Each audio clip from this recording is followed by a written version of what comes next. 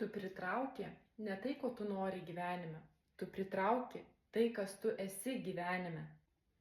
Ir dėl to daugelis žmonių sako, kad svarbiausia yra daryti daug veiksmo.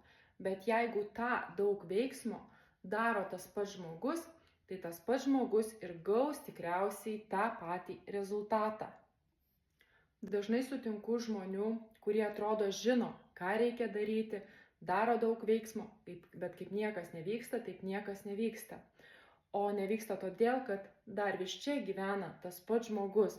Pirmiausia, čia turi pasikeisti tai, kas tu esi, ir tada pasikeičia tavo rezultatai.